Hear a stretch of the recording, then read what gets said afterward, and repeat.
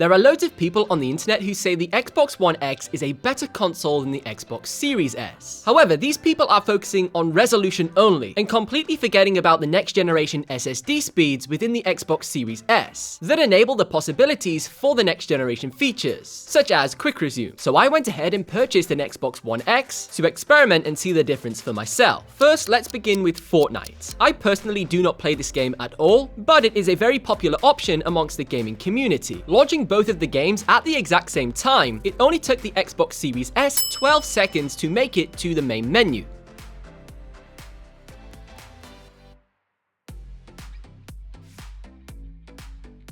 By the time we had navigated through the Fortnite main menu and skipped through all of the ridiculous microtransaction ads for the Battle Pass, finally after 58 seconds, the Xbox One X had made it to the main menu, whereas on the Xbox Series S, in this amount of time, we were ready to boot into a game. Next, let's take a look at FIFA 21. I decided not to skip any of the cutscenes such as the EA Sports in the game to keep this test as fair as possible.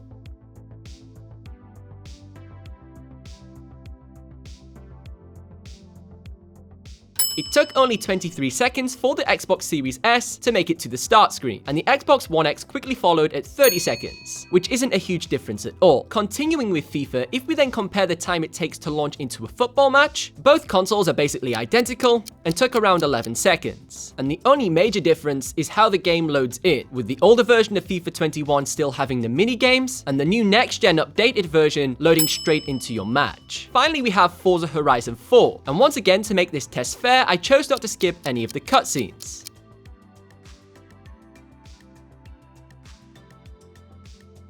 In this example, the Xbox One X was actually quicker and took only 41 seconds to make it to the main menu, whereas the Xbox Series S took a total of 43 seconds, due to having this extra cutscene for another studio, who I assume must have had something to do with the next generation update. However, this is not a fair comparison, because on the Xbox One X, these cutscenes are not skippable, so you have to sit through that entire 42 seconds, whereas on the Xbox Series S, a quick tap of the A button will completely remove this 40-second wait and take you straight to the main menu. I will be doing a full comparison between the Xbox One X and the Xbox Series S, so if you haven't already, I'd recommend subscribing to the channel so you don't miss that upcoming video. But if you want to see another video just like this, where I compare the speeds of the original Xbox One from 2013 against the Xbox Series S to see how significant the improvement is with the SSD against a hard drive, I recommend watching this video next.